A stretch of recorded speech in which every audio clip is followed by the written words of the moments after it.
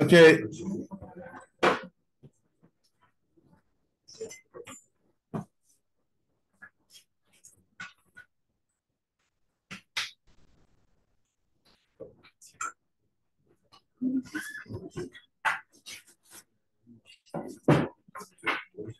Alors, je ne vais pas vous faire des introductions parce que, comme je l'espérais, je vais essayer de faire un enregistrement de ce que, au moins les quelques premières minutes de ce TD pour les poster pour vos camarades parce que, comme je vous ai expliqué, je ne fais pas la même chose dans tous les TD. Donc, essayez d'être attentif et je ne vais pas faire d'introduction, je ne vais pas faire d'explications de ce que je vais faire parce que vous allez les trouver ailleurs, ces explications. Simplement, je vais tout de suite au but qui est expliquer un certain nombre de points qui font la suite de ce que j'ai fait en cours hier.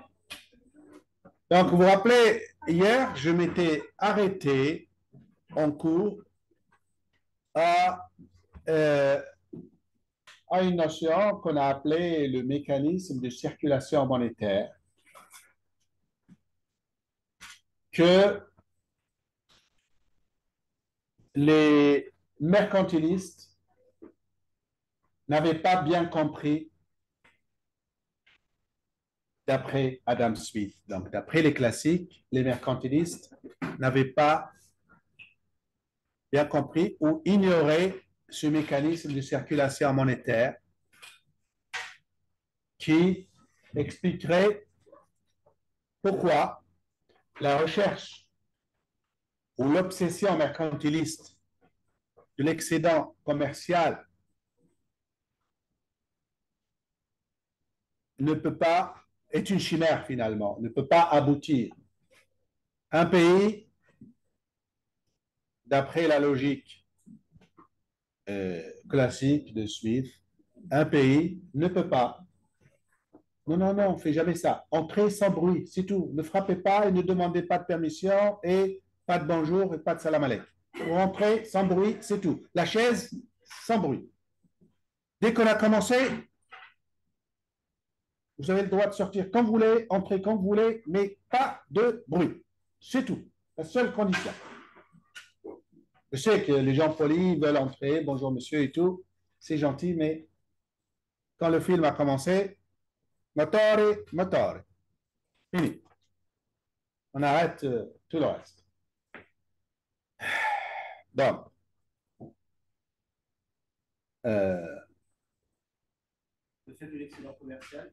Très bien. L'excédent commercial euh, ne peut pas être pérenne. On peut pas avoir un excédent commercial chronique. Ce n'est pas possible d'après les classiques. Logiquement, quand un pays connaît un excédent commercial et connaît un afflux de métaux, métaux précieux, quand ils sont monétisés, eh bien, ça augmente la quantité de monnaie qui circule dans l'économie et automatiquement, ça crée de l'inflation. Donc, quand il y a de l'inflation, ben, cette monnaie dans cette économie va aller dans les autres pays où il n'y a pas d'inflation. Pourquoi? Parce que quand il y a de l'inflation dans un pays, les gens de ce pays vont préférer acheter les produits étrangers qui ne sont pas gonflés. Le même produit, ils préfèrent l'acheter là où c'est moins cher. Donc, le pays va importer beaucoup, alors que l'espoir, c'était qu'il exporte beaucoup. Et symétriquement, les autres pays vont préférer vendre dans ce pays où il y a de l'inflation. Parce qu'ils vont vendre plus cher que chez eux. Donc le pays va importer beaucoup, va exporter moins. Et donc, l'excédent commercial va se renverser carrément. Le pays va être déficitaire. Donc, ce n'est pas possible qu'un pays puisse être excédentaire de manière continuelle. C'est là où on s'était arrêté hier. Jeune homme, tu voulais poser une question? C'est pas grave. Tu vas comprendre la suite parce que je me répète tout le temps. C'est pour ça que je dis, quand vous entrez, ne frappez pas à la porte. Quand tu l'as frappé à la porte, c'est à ce moment-là, tu as débranché le Wi-Fi. Vous comprenez? Voilà. Donc, quand on rentre, surtout, ça y est, ça y est. Ne te mets pas là-bas. Mets-toi n'importe où. Hey, non,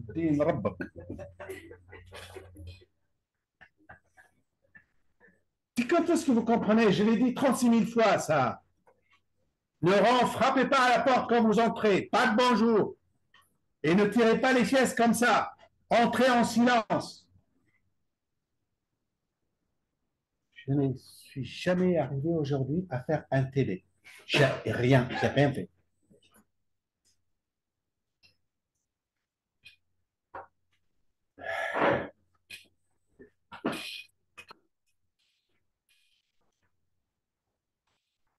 Je sais que vous êtes poli, vous êtes gentil, vous voulez frapper à la porte avant d'entrer et dire bonjour et me sourire. Oubliez tout ça. Faites-le dans les autres télé, mais ici, avec moi, oubliez tout ça.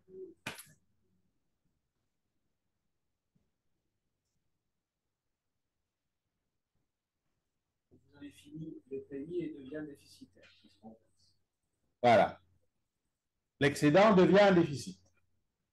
Donc, c'est une chimère de chercher tout le temps un excédent. Ça ne peut pas se produire. Donc, pour les classiques, cette pensée mercantiliste ne tient pas. Considère que c'est une erreur de leur part.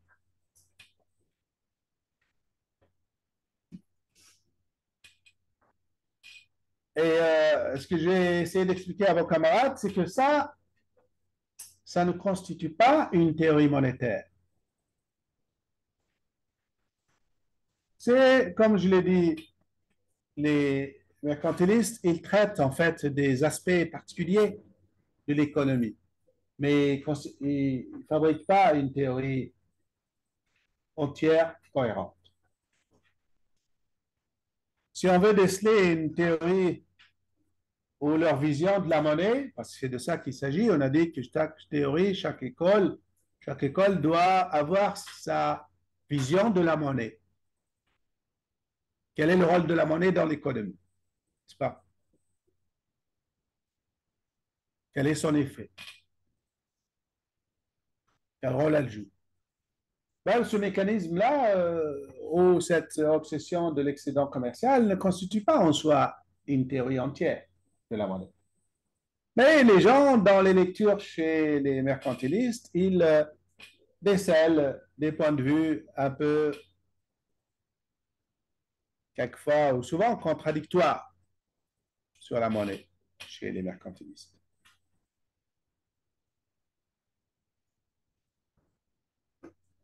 Et ils voient surtout je résume, hein, ils voient surtout deux visions. Une première qui considère que la monnaie est utile au l'accroissement de la quantité de monnaie par l'afflux des métaux précieux est bénéfique. Ça veut dire que la monnaie permet de relancer une économie qui est en récession, par exemple. L'économie, on dit qu'elle est active. Elle a de l'effet réel sur l'économie. OK?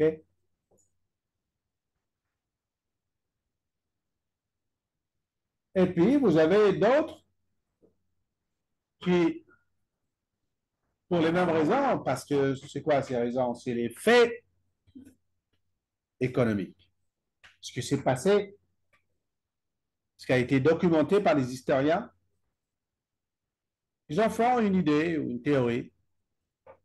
Donc, d'autres pendant toute cette longue période, ils ont trouvé que, au contraire, quand il y a beaucoup de métaux précieux qui affluent dans un pays, ben, ça crée à un moment ou à un autre beaucoup d'inflation. Ce lien entre l'excès de monnaie et l'inflation a été longuement étudié, documenté, répertorié par les historiens et les philosophes de ces époques-là.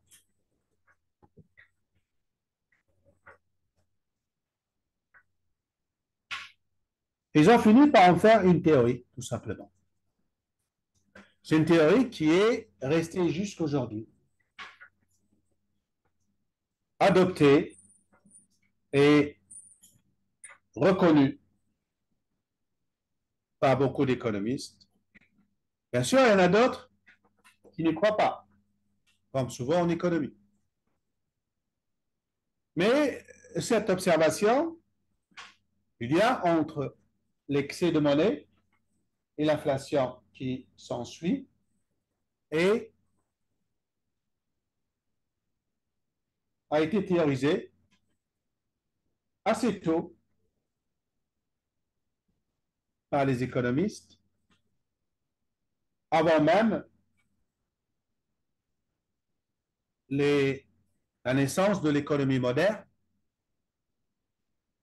sous la forme d'une théorie qui porte le nom de, vous voyez le terme qui est écrit devant vous, en haut à gauche, TQM, théorie quantitative de la monnaie.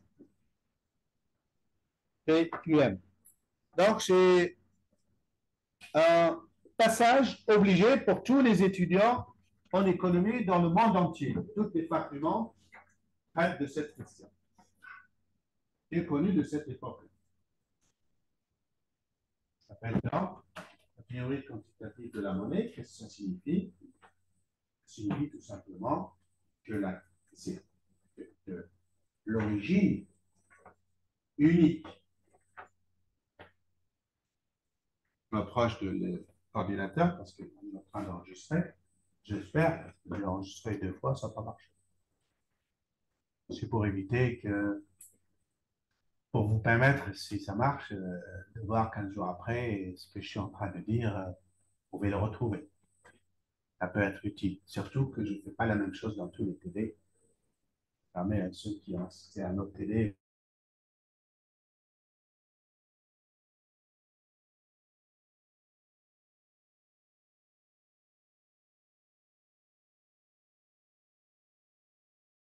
je parle de choses.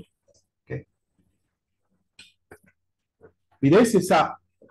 C'est que la quantité de monnaie dans l'économie, si elle est excessive, c'est la seule explication de l'origine de l'inflation. C'est ça plus tard qui va s'appeler le monétarisme. Le monétarisme, j'ai expliqué hier qu'il y en a combien? 3 versions. Vous vous rappelez hier quand on a parlé? Même si vous ne vous rappelez pas les détails, ce n'est pas grave. Mais vous vous rappelez qu'on a dit qu'il y avait 3 courants qui sont tous les 3 monétaristes. Mais ils ne s'accordent pas sur tout, mais ils s'accordent sur cette idée que seule origine de l'inflation, c'est l'excès de monnaie, l'excès de la quantité de monnaie. Attention, je suis en train d'enregistrer. Ne pose pas de questions idiotes. Hein? Laisse-moi finir. Donc, c'est pour ça qu'on parle de théorie quantitative de la monnaie. Tout est écrit devant toi. Hein? Théorie quantitative de la monnaie. Et ça, la base qui a fondé le monétarisme moderne dans ces 3 versions. Première version, je vais le répéter plusieurs fois, ça. Hein? Attention, si vous zappez un mot, ne vous affolez pas. Je vous répète tout le temps. Vous l'avez peut-être déjà remarqué. Donc, ne vous affolez pas. Vous ratez un mot, ce n'est pas dramatique. Donc, on a dit hier, et on va dire demain et après-demain et encore, on ne va pas dire qu'il y a trois types de monétarisme. Ils sont tous d'accord sur ce principe que l'origine de l'inflation, la seule origine de l'inflation, c'est la monnaie, l'excès de monnaie. Il y en a, mais ils ne s'accordent pas sur tous les détails, n'est-ce pas? Il y a un monétarisme américain, celui de Friedman, de l'école de Chicago, un monétarisme de autrichien, de l'école autrichienne de l'économie. Le chef de file, c'est Hayek. Et un monétarisme qui porte le nom d'ordolibéralisme. On l'a expliqué hier. On expliquera encore l'occasion d'autres fois en détail, je l'espère. C'est le monétarisme allemand de l'école de Fribourg. Le chef de file, c'est Röpke. R-O-P-K-E. C'est écrit devant vous. OK?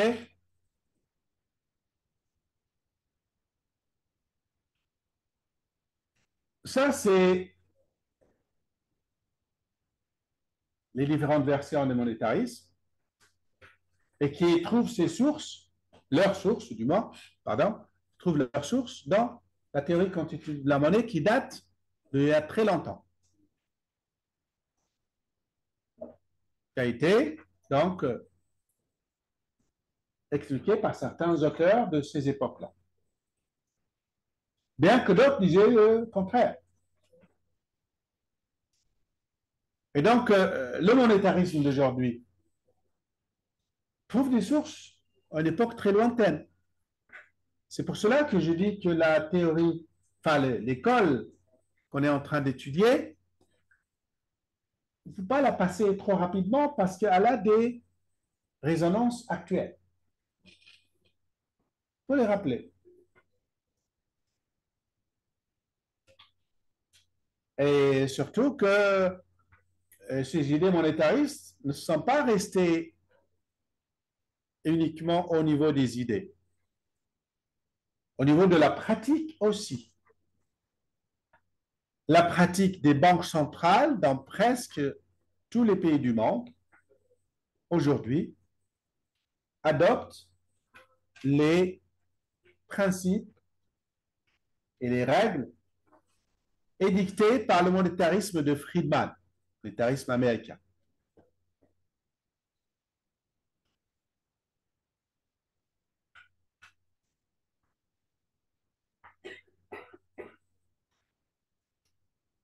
Il n'y en a pas qui adoptent le monétarisme de Hayek, l'école autrichienne. Il n'y en a pas.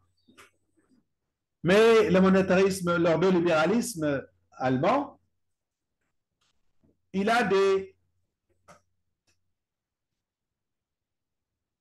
colore beaucoup la politique de la Banque centrale européenne. Parce que justement, elle est en Allemagne. Donc l'Allemagne avait eu et a toujours une influence très nette sur la politique monétaire européenne.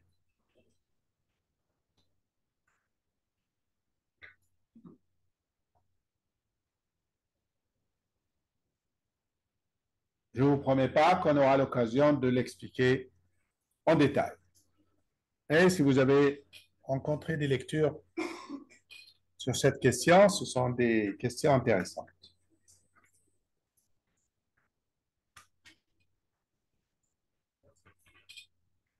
Voilà, si vous voulez, ce que je voulais dire sur la théorie monétaire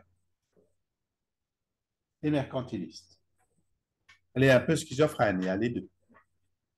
La monnaie est utile pour l'économie et augmenter la quantité de monnaie, ça peut être bénéfique. Et au contraire, l'autre qui dit l'excès de monnaie, c'est maléfique, c'est l'inflation. Et pourquoi je rappelle ça? C'est pour dire simplement que Jusqu'à aujourd'hui, on trouve les deux points de vue qui sont défendus par les uns ou les autres des économistes. Les monétaristes d'aujourd'hui défendent le premier point de vue de la TQM. D'accord? Par contre, vous avez des économistes comme des keynésiens, ou une grande partie des keynésiens d'aujourd'hui, défendent le contraire, que une politique monétaire peut être une peut être un moyen de relancer l'économie. Une économie qui est en récession peut être sortie de la récession par une injection d'une plus grande quantité de monnaie dans l'économie. Tant qu'on trouve de tout. Je rappelle, comme ont rappelé certains de vos camarades des groupes précédents, que Keynes est un interventionniste, c'est-à-dire il défend l'idée que l'État doit intervenir dans les affaires économiques, en particulier lorsqu'il y a une récession, l'État peut relancer l'économie par deux types de politiques, ou même trois. La politique monétaire et la politique budgétaire. La troisième serait un mix des deux. Donc la politique monétaire est une politique de relance. On dit une politique de relance keynésienne. Vous l'avez vu ça au lycée? Certains disent oui, d'autres non. Mais bon, pas grave. Vous aurez l'occasion de le répéter.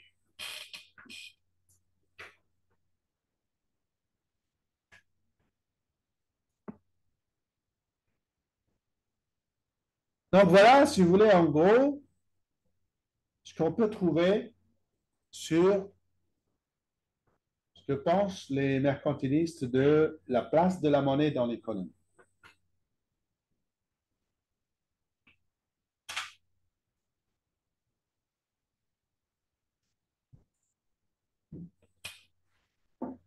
L'autre question à laquelle on se propose de répondre, c'est la question qui là aussi est toutes les écoles doivent l'aborder, hein, c'est la question du rôle de l'État dans l'économie.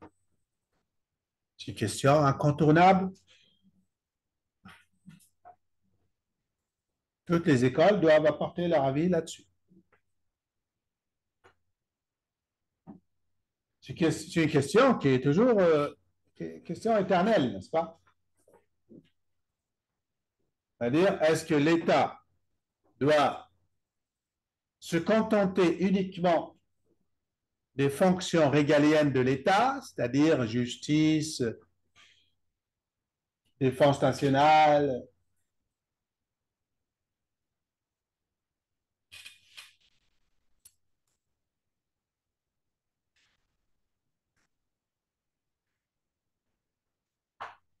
ou est-ce qu'il doit aussi intervenir dans l'économie?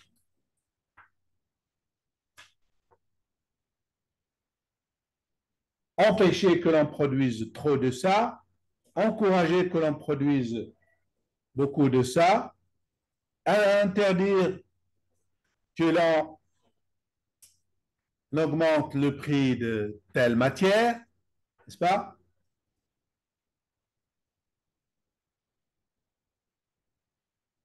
On dit que l'État réglemente une activité, un secteur, un marché.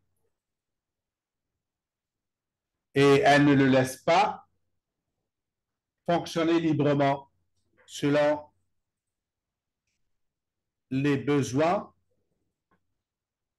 et volontés des acteurs économiques, les acheteurs, les vendeurs, les producteurs, les consommateurs et tout ça. Il doit intervenir. Par exemple, aujourd'hui, bon,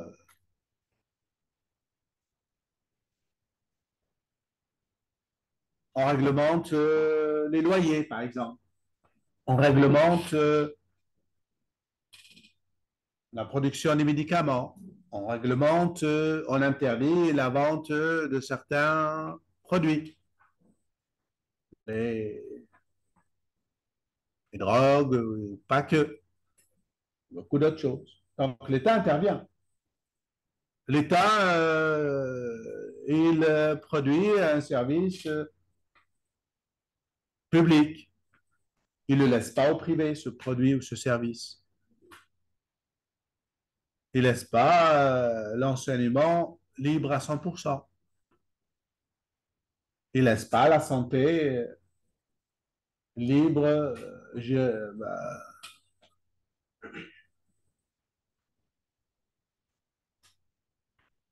par le marché. Il intervient. Beaucoup plus dans certains États, beaucoup moins dans d'autres, mais on dit que l'État régule certaines activités. Retenez bien ce terme. Le terme, il est précis. Quand on dit la régulation, ça veut dire fixer des règles pour un secteur, le marché d'un produit, pour une activité, etc. À l'opposé, on a ce qu'on appelle tout le contraire, qui est le laisser-faire. Ça veut dire laisser faire, c'est-à-dire laisser faire les acteurs économiques, c'est avec leurs besoins, avec leurs intérêts personnels, leur recherche, l'un du profit, l'autre de l'utilité, l'autre de satisfaction de ses besoins, qui va faire que le marché, c'est lui qui va s'auto-réguler.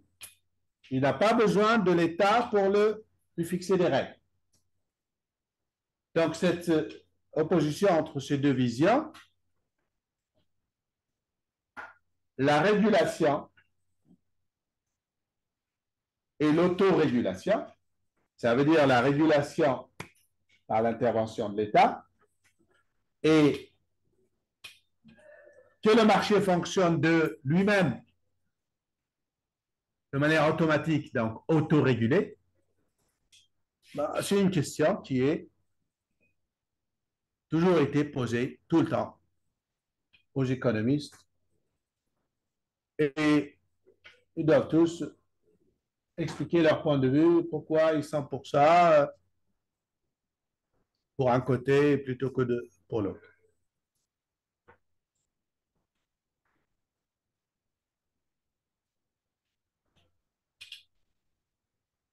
Donc, on aimerait voir un peu ce que disent les mercantilistes, parce que vous avez bien remarqué depuis le lycée peut-être que Keynes est un régulateur. Il est pour l'intervention de l'État. Friedman, ou les néoclassiques en général, libéraux, sont pour un niveau, sont pour laisser faire le marché. L'État impose les lois, mais il n'intervient pas. Les lois, même les lois, ce sont des lois dans des activités qui ne sont pas économiques, c'est-à-dire les fonctions régaliennes de l'État. La justice, la défense nationale, certaines, par exemple, même interdire la vente de certains produits. Par exemple, aux États-Unis, tu ne peux pas vendre de l'alcool comme ça. Un étudiant qui a encore 19 ans, il ne peut pas acheter de l'alcool. Il ne peut pas boire de l'alcool dans un bar, lui demande sa pièce d'identité. C'est régulé. Pourtant, c'est un pays libéral, plus libéral que la France.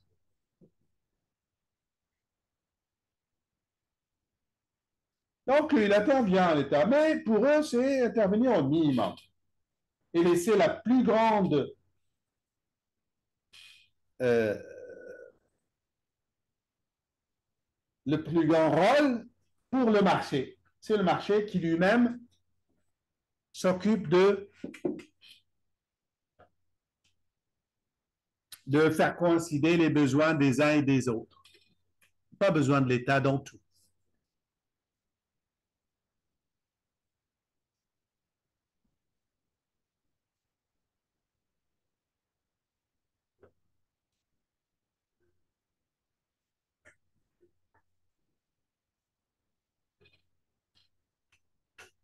Donc, cette question-là, est-ce que vous êtes pour les laisser faire, c'est-à-dire pour le marché, ou est-ce que vous êtes pour que l'État intervienne plus, plus souvent?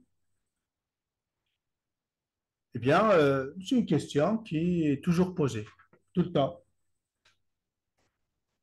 posée tout le temps. Voilà, depuis cette époque-là. Sauf que, à l'époque mercantiliste, la question est plus ou moins tranchée. C'est pas comme la question monétaire de tout à l'heure où il y avait un peu de schizophrénie. Là, c'est tranché. Les mercantilistes considèrent que c'est l'État qui doit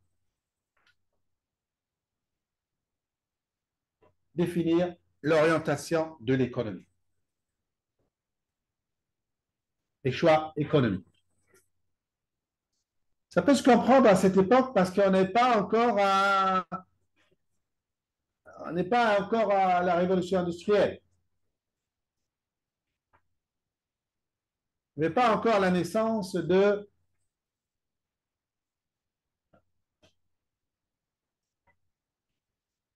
des entrepreneurs, des industriels, et encore moins l'apparition des Lumières, de la volonté de liberté.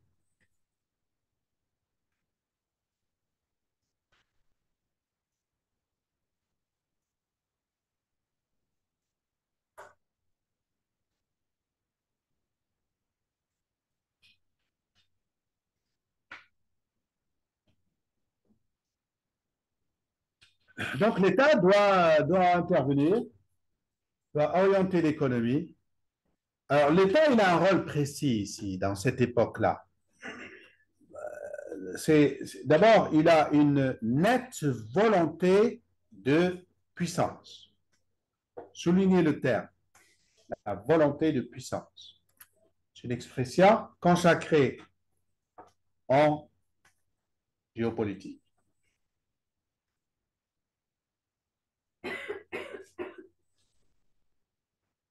La volonté de puissance de l'État. Pourquoi l'État veut être puissant? C'est parce que, avec la puissance, il va devenir riche,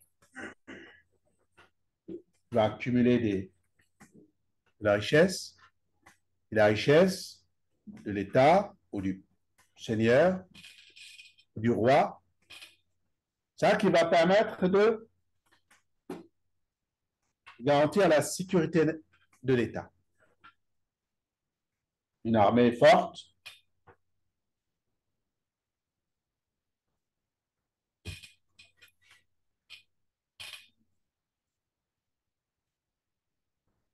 pourquoi une armée forte, une sécurité, une défense?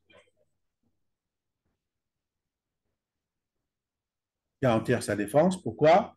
C'est parce que c'est ça qui va permettre à cet État de se projeter à l'extérieur,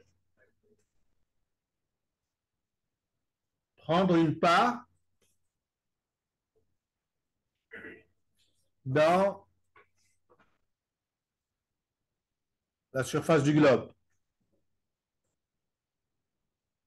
créer des comptoirs, créer des compagnies maritimes qui vont chercher des produits à l'étranger, qui vont vendre les produits nationaux à l'étranger, qui vont piller des ressources et des matières premières dans des pays lointains.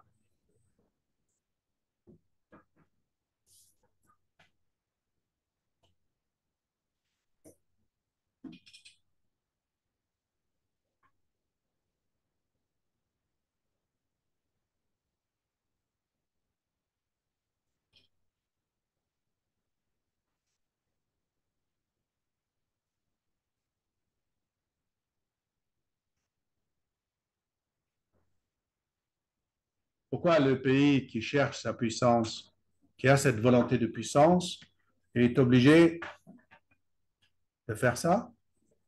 Pourquoi? J'ai expliqué hier que ce n'est pas, du moins au départ, ce n'est pas par mépris des autres peuplades lointaines dans l'outre-mer qu'on va les envahir. Au départ, ce n'est pas pour ça. C'est pour une autre raison.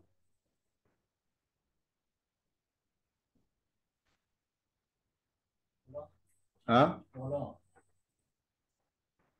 Oui, on a compris qu'ils cherchent à s'enrichir. On est bien d'accord. Mais il y a une raison. Laquelle? Plus fort, s'il te plaît.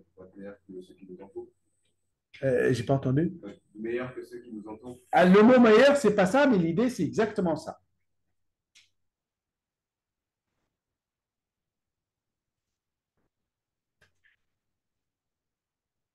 If I don't do it, my neighbor will do it.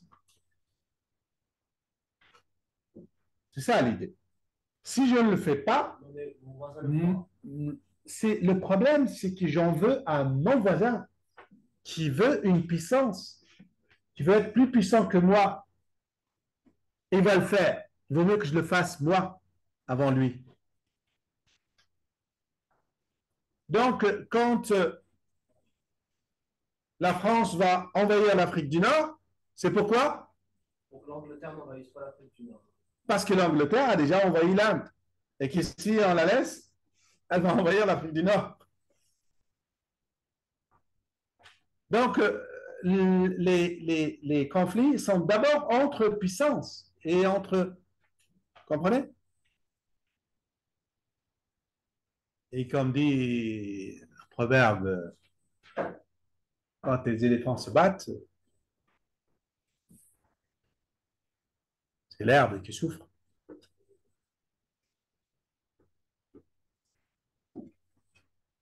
C'est un proverbe africain.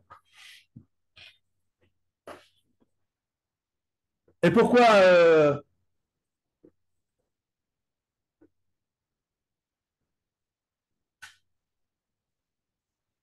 un pays, quand devient puissant, pourquoi il envahit son voisin?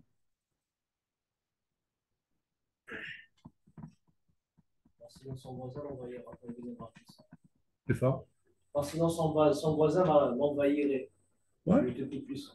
Quelqu'un dirait, mais pourquoi pas, je ne l'envahis pas? Pourquoi pas? Je l'envahis. Tu crois que quand il est plus fort que moi, il ne va pas m'envahir? Voilà ce que dit votre camarade. Il a raison.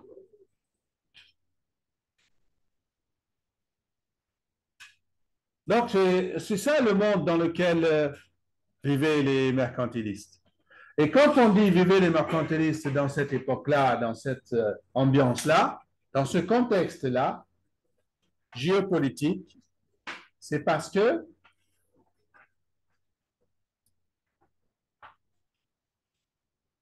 ce contexte-là,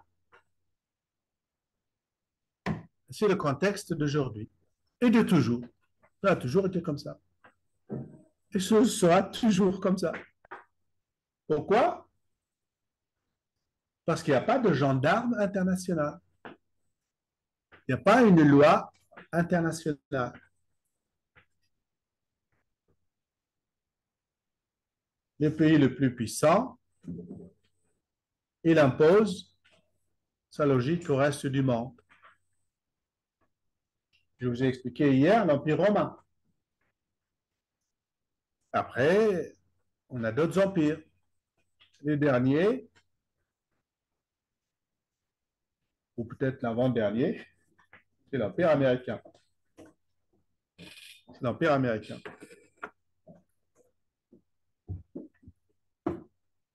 Espérons qu'il continue.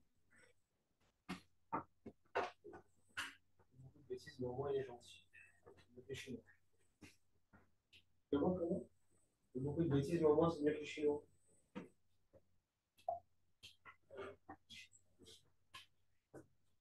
Je ne sais pas. C'est ton point de vue, c'est ton droit de le penser. Tu as le droit de le penser. Je ne me mêle pas. Moi, je ne fais pas de politique ici. Hein. Oui, non. Vous avez dit qu'il n'y a pas d'acteur international Oui. qui régule l'ONU. L'ONU, c'est un truc pour les enfants, ça. C'est On raconte ça pour les enfants. Comme toi. Il a dit l'ONU. Ouais, l'ONU, on va régler le problème de l'ONU. Mais tu crois ça, toi? Ça va vite. C'est en fait. Ça veut dire que normalement, il ne devrait plus avoir de conflit. Ouais. Là, le problème, c'est là. Donc, il y a. Ouais. Et il se trouve où le problème? Chez toi ou chez moi ou à l'ONU? Bah, là, Et voilà, ça répond bien à ta question. Donc, l'ONU, c'est fait pour amuser la galerie. Pour résoudre des problèmes.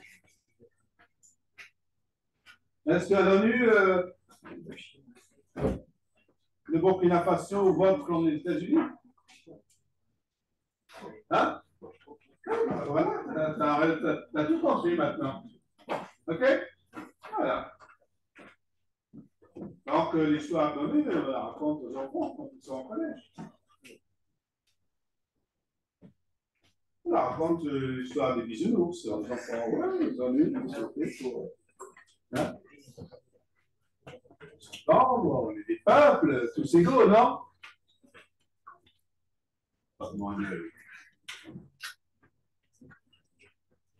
Oui, vous savez, les garçons sont souvent naïfs. Ils sont souvent naïfs, hein, les garçons.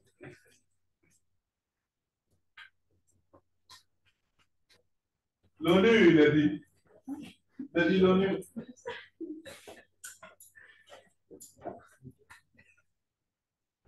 Il a dit l'ONU.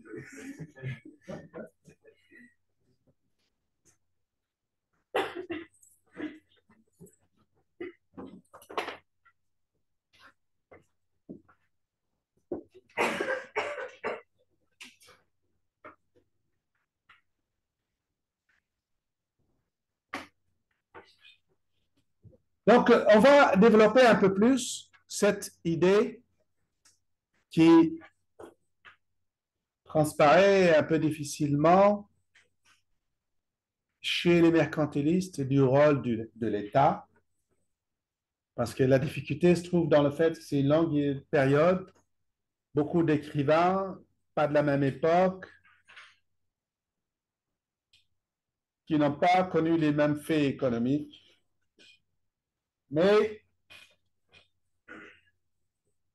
on par, repère cette période par un phénomène qui est, euh, peut-être que vous l'avez vu au lycée, mais si vous ne l'avez pas vu, ce n'est pas grave. Vous avez quelques indications dans la littérature, dans le cinéma aussi, sur ce phénomène qui est le phénomène des compagnies maritimes de transatlantique, transpacifique, qui portent souvent les mêmes noms, Compagnie des Indes orientales, Compagnie française des Indes et beaucoup de compagnies de ce genre,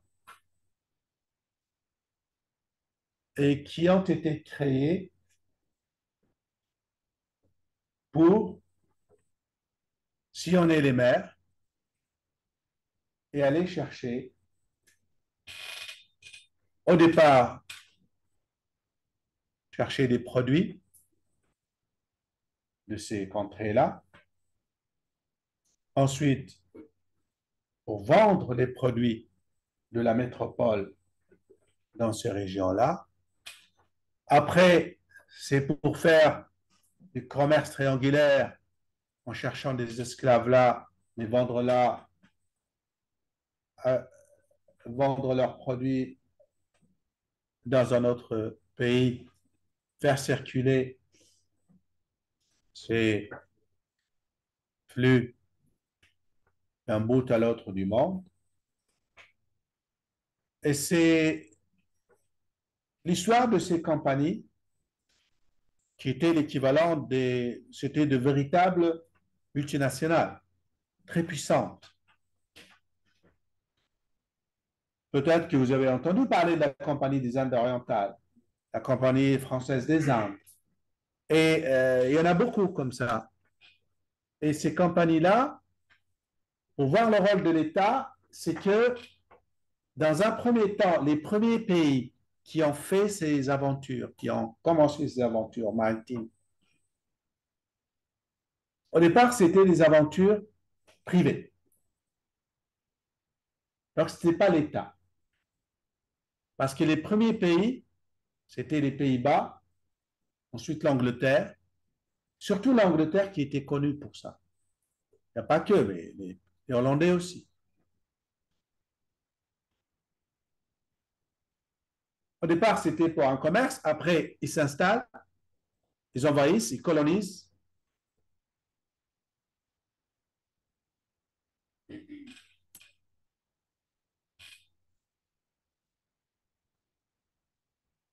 Donc, au départ, surtout en Angleterre, ces compagnies étaient des compagnies privées.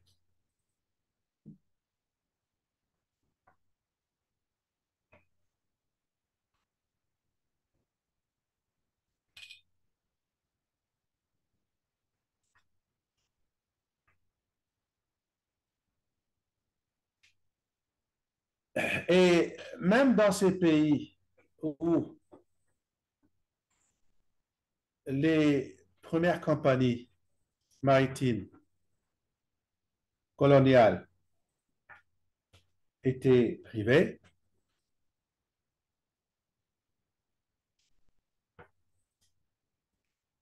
assez vite après, en Angleterre, l'État s'est immiscé et l'État a contrôlé ces compagnies.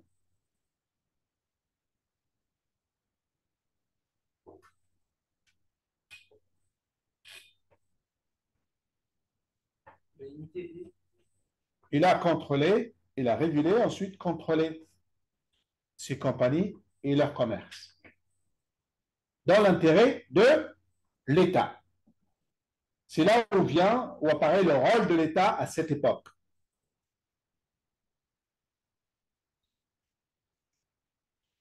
Il y a d'autres pays, comme la France, qui sont arrivés plus tard dans cette activité coloniale.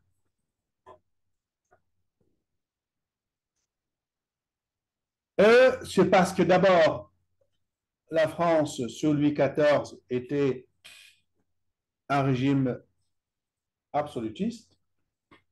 Donc, il y a beaucoup moins qu'en Angleterre de liberté d'entreprise individuelle. Tout passait par le roi.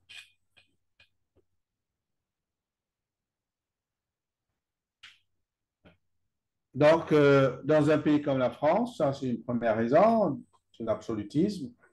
Deuxième raison, c'est que les Français ne vivaient pas dans la même économie que les Anglais. Les Anglais avaient une prédisposition à se projeter dans les mers lointaines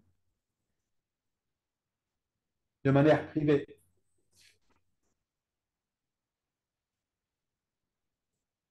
Les Français, en tant qu'entreprise individuelle, ils n'avaient pas cette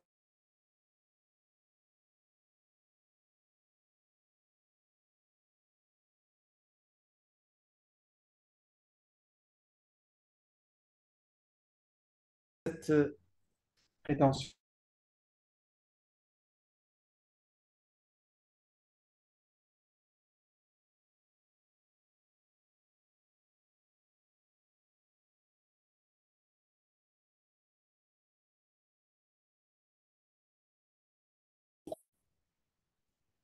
Mais comme les Anglais ont pris de l'avance, ben, l'État français a compris qu'il faut lui aussi qu'il ait sa part dans cette course aux colonies. Vous avez le droit de manger sur place, hein? Ce n'est pas interdit de manger, sauf fumer. Vous ne voulez pas partager avec nous? Ah ouais, ouais, mais je suis sûr que tu as quelque chose de caché.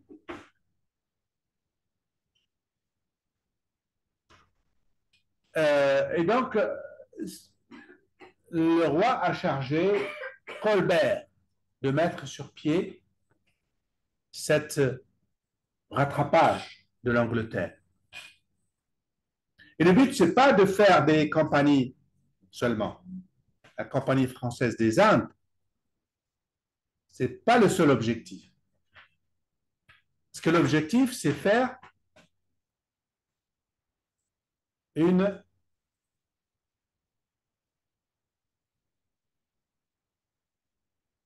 véritable économie de commerce international, qui plus tard allait s'appeler le modèle centre-périphérie. C'est écrit devant vous. Le modèle centre-périphérie. C'est quoi le modèle centre-périphérie? Ça veut dire que le pays, comme la France, doit créer des colonies, des comptoirs, des propriétés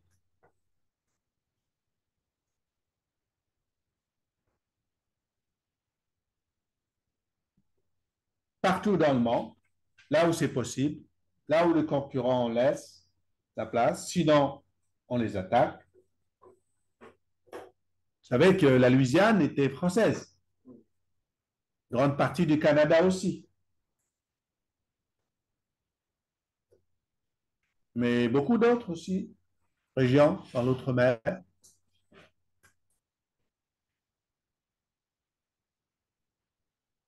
Donc l'idée, c'est de construire une économie dans laquelle un pays, l'Angleterre ou la France, est au centre d'un réseau de flux, j'allais dire commerciaux, mais pas que commerciaux, parce qu'il y a aussi de la rapine. De la rapine. Oui, c'est-à-dire Ah, du vol. Le colonialisme, c'est quoi? C'est de l'échange sur un marché? Non, c'est du rapt. Comment on dit le rapt? Comment on dit en français le mot hein, pour la place de rapine? Là. Non, rafle, non. C'est un autre mot. c'est quel mot que vous cherchez? Non, la rapine en termes plus moins vulgaires. Raquette. Ouais, c'est aussi vulgaire que rapide. Mais je cherche un mot plus. Voilà, c'est ça. En anglais, on dit plunder. Plunder, c'est pas qui était, voilà, dépouillé. Il y a un mot français, ça m'a échappé. Plunder.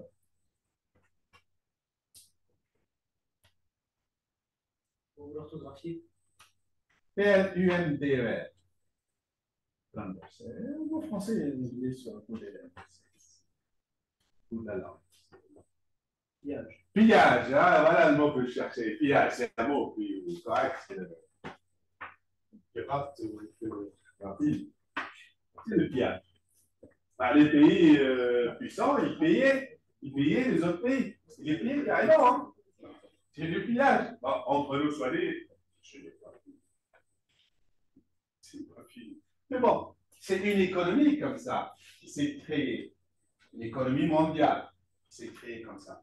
Un pays au centre et au loin, vous avez ce qu'on appelle la périphérie de ce pays, qui était les satellites de ce pays. Ça veut dire qu'il n'échangeait qu'avec lui, pas avec l'autre centre. D'accord? Pas avec l'Angleterre ou pas avec la Hollande. C'est-à-dire, ça, c'est mes trucs à moi. D'accord? C'est quoi le principe de ce truc, cet échange, ce pillage? Le principe de l'économie du centre et de la périphérie. C'est un modèle économique. Si vous voulez lire un auteur qui est très connu, un auteur africain qui était professeur à Saint-Louis au Sénégal, c'est Samir Amin, qui est mort il n'y a pas longtemps. Il a théorisé ce phénomène-là. Bien expliqué. Je vous explique un peu d'où vient le sous-développement de l'Afrique à cause de ce système. Il a un livre qui s'appelle L'échange inégal, qui est au centre de cette logique centre-périphérie, et dans lequel, en gros, si vous voulez, le centre va créer des comptoirs, des colonies, il va piller des matières premières, des ressources naturelles, des produits agricoles, et il va les ramener au centre. Ça permet de nourrir à bas prix sa population et surtout ses salariés pour qu'ils continuent à avoir des bas salaires, pour qu'ils puissent, lui, fabriquer à moindre coût ce qu'il fabrique, puisqu'il ramène des matières premières à moindre coût, il les transforme au centre pour faire des produits finis qui sont ensuite revendus dans les périphéries. Donc, il gagne sur les deux tableaux. C'est comme ça que, d'après cette théorie-là, le centre n'arrête pas de se vider, de s'appauvrir. Non, pardon, la périphérie n'arrête pas de s'appauvrir et le centre n'arrête pas de s'enrichir. Parce que ce circuit centre-périphérie, c'est un circuit dans lequel il y a un pompage de surplus toujours dans la direction du centre.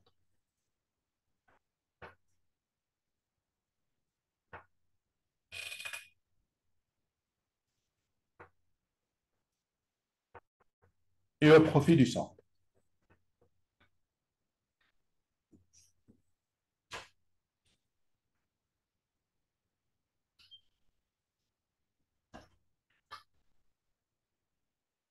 On fait, c'est-à-dire, le centre contrôle tout.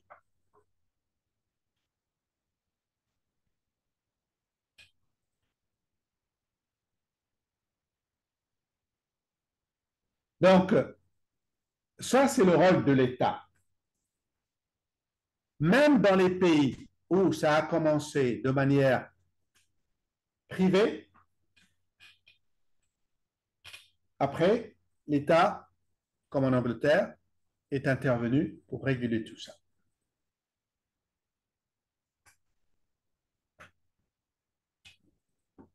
Bien avant la France, l'Angleterre a connu,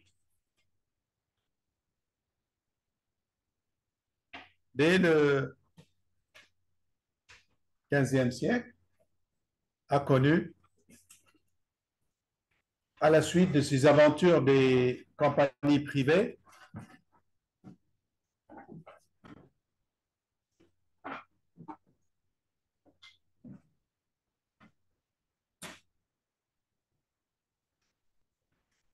elle a connu vous notez, enfin, notez le terme parce que c'est un terme précis dans l'histoire économique.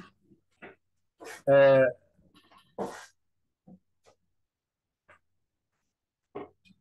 une période qu'ils appellent la négligence salutaire. Période de la négligence salutaire.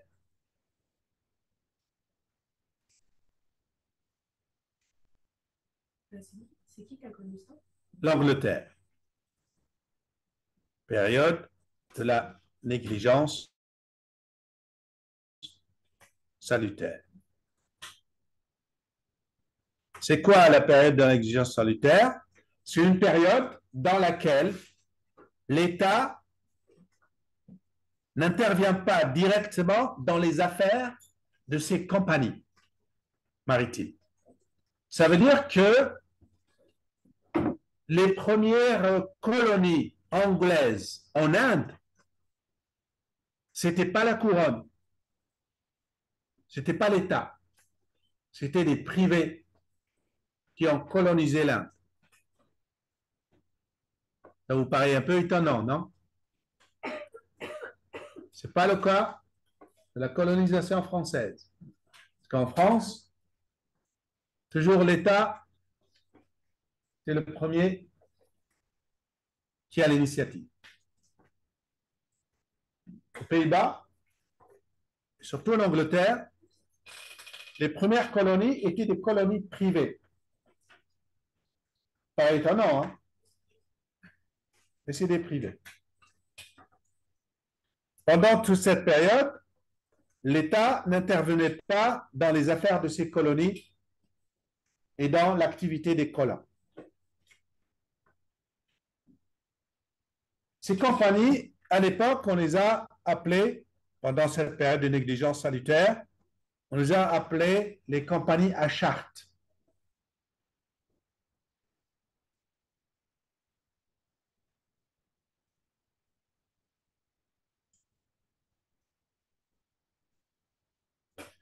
Donc, jusqu'à une bonne partie du XVIIe siècle, la Grande-Bretagne n'avait pas de politique officielle pour ses colonies. Elle laissait les privés jusqu'à une bonne partie du XVIIe. Oui, oui, XVIIe. En gros, si vous voulez, 1651, cette période qu'on appelle la période de négligence salutaire s'est arrêtée en 1651.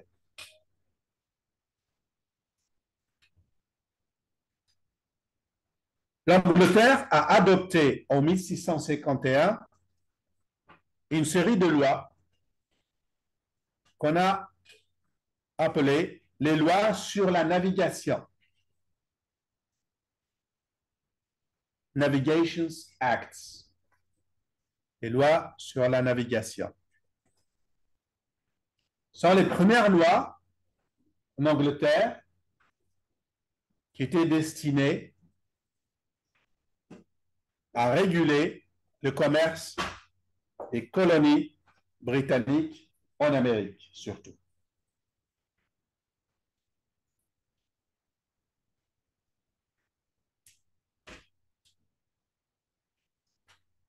Ça veut dire que là, l'État va intervenir dans l'intérêt à la fois des colons anglais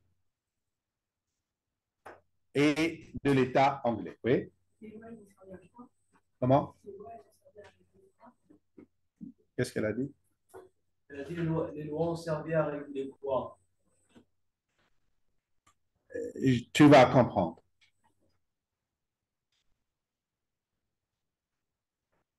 C'est bon? Est-ce que c'est bon?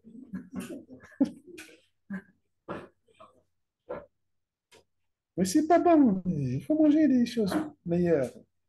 C'est les chips, les sucreries, les salés et tout ça.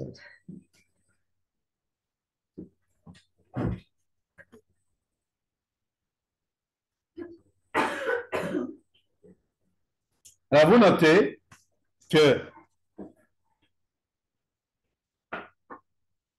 ces lois exigeaient que tous les produits embarqués de ou à destination de colonies britanniques en Amérique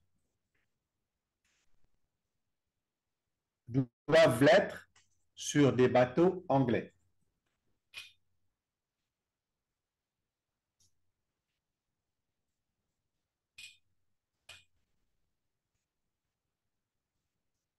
Est-ce que vous voyez pourquoi ils ont fait ça?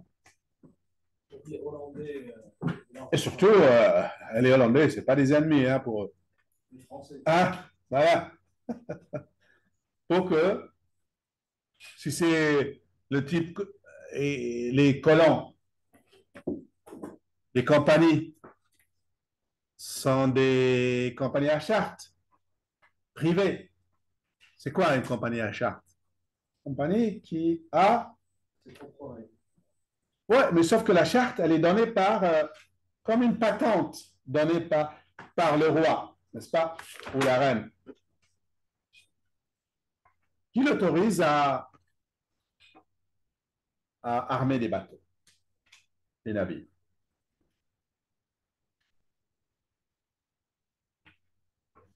Et comme ce sont des privés, le privé, il peut trouver une compagnie française qui lui coûte moins cher pour transporter le. Hein? C'est vrai. Alors, dans ce cas-là, Ça n'arrange pas le privé que. non, ça peut arranger le privé qu'il emporte ses marchandises moins chères si le français propose un transport moins cher. Et ça n'arrange pas l'Angleterre parce que ça peut donner des idées aux Français de créer eux-mêmes leur colonie et leur compagnie à char. Ben, c'est ce qu'ils ont fait. C'est ce qu'ont fait c'est ce qu'a fait Colbert. Donc, les Anglais sont allés, ont créé ces lois sur la navigation, Navigation Acts, qui interdisent beaucoup de choses aux compagnies des autres pays. Pas seulement le transport. Et vous avez des bateaux de guerre, des navires de guerre anglais qui surveillaient tout l'océan pour empêcher que les compagnies françaises ne profitent de ce commerce. Donc, ces lois servaient à réguler le commerce international au profit de la couronne anglaise. Vous voyez comment je me répète, mademoiselle?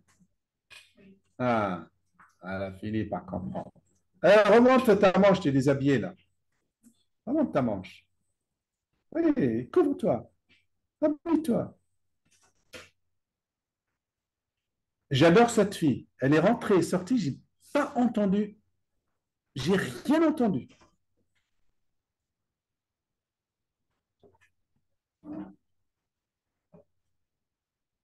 T'as été manger des chips. Non. Il y en a qui sont partis manger des chips.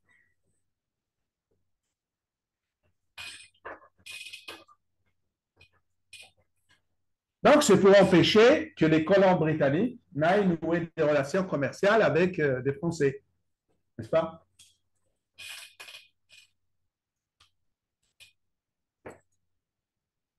À l'époque de Louis XIV, c'est cette époque-là que ça se passait. Il y a eu un livre qui s'appelait Le livre des guerres, qui expliquait tout ça. Bah, les guerres, surtout la guerre entre l'Angleterre et la France. Ça date de longtemps. Mais ce n'est pas une question d'amour, hein. C'est simplement que c'est des volontés de puissance. Tout le monde veut être puissant. Et sans des puissances proches, des puissances économiquement proches, bah, ça finit par toujours. Bien sûr, c'est ça. C'est pas parce qu'eux, ils sont des violents, ouais, les Anglais, les Français, c'est des gens violents et tout. ils n'arrivent pas à s'entendre. Non, c'est pas ça. C'est inévitable, ces choses-là. Inévitable. Même entre pays pauvres qui sont voisins et qui ont le même niveau, ça finit toujours par éclater. Parce que les États ont toujours cette volonté de dominer. La volonté de puissance, elle est un peu naturelle, c'est les États.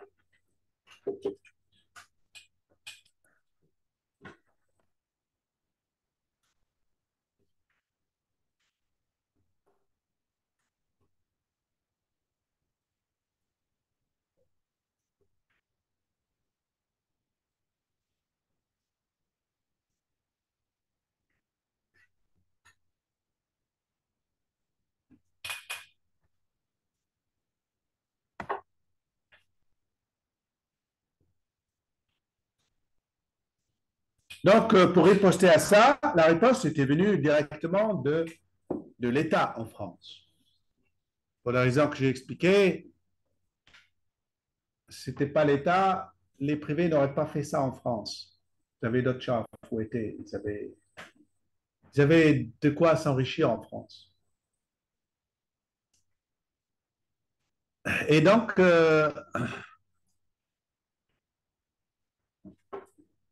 quand Jean-Baptiste Colbert a créé de toutes pièces ces compagnies, il n'y avait pas que ces compagnies. Comme j'ai dit, il y a tout un commerce centre-périphérie qui nécessite non seulement des compagnies, mais aussi des ateliers qui fabriquent à partir des matières premières liées dans la colonie, fabriquer des produits finis qu'on exportait dans d'autres périphéries et faire circuler les matières et les marchandises comme ça. Donc, ça ne suffit pas d'avoir des compagnies. Si tu as des camions et des trains, ils sont vides, qu'est-ce que tu vas faire avec ça? Hein? Il faut que tu aies des produits à mettre dedans. Donc, il fallait construire de toutes pièces ce qu'on appelait à l'époque des manufactures. C'est là que la France s'est lancée, l'État français, Louis XIV, s'est lancé dans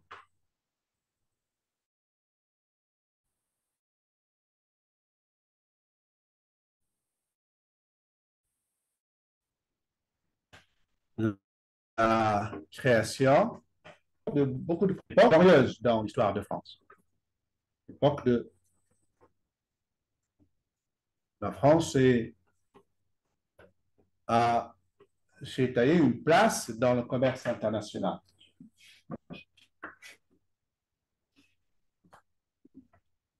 OK?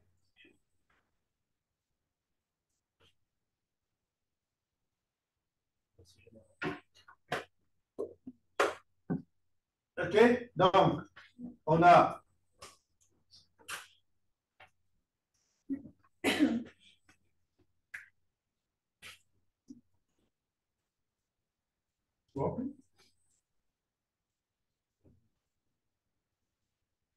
OK. Est-ce que vous avez un souvenir de cette époque qui date jusqu'à aujourd'hui, qui date et visible aujourd'hui, de ces manufactures qui existent encore? L'industrie du luxe en France. Non. Non, c'est pas que c'est raté, c'est précipité. Pas précipité. Ces manufactures sont connues dans l'histoire de France, elles sont toujours visitées jusqu'aujourd'hui. Elles existent. Elles sont Comme visibles, les industries de tissu à Lyon. par exemple. Il y a d'autres qui sont encore plus connues, plus proches de nous. On ne peut pas aller jusqu'à nous. Et les manufactures des Gobelins. Vous avez un métro à Paris qui s'appelle le métro Gobelin. Dès que vous sortez de ce métro, il y a une seule sortie. Vous êtes devant le musée des Gobelins. C'est écrit les manufactures des Gobelins. C'est des manufactures qu'on peut visiter sans des manufactures créées par Jean-Baptiste Collet. On voit tout ce qui a été produit à l'époque. C'est un musée très intéressant à visiter. Il n'est pas le seul, mais celui qui est le plus proche et le plus visible. On voit des soieries, on voit des tapisseries, on voit de la porcelaine, on voit des produits chimiques, on voit beaucoup de choses. C'est comme ça que la France a attrapé la bourse.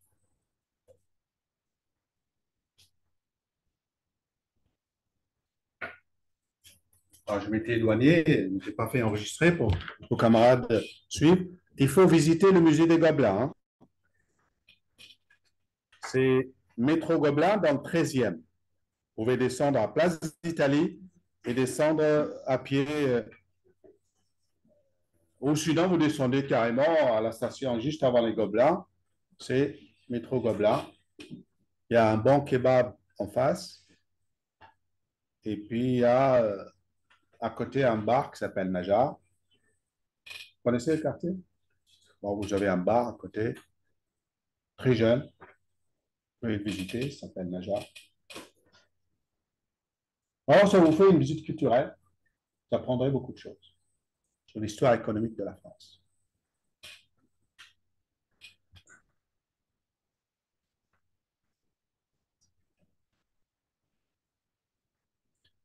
Je pense que je vais arrêter là l'enregistrement et pour parler d'autre chose. Qu'est-ce qui reste à parler dans le mercantilisme? Je crois que je vais arrêter l'enregistrement là.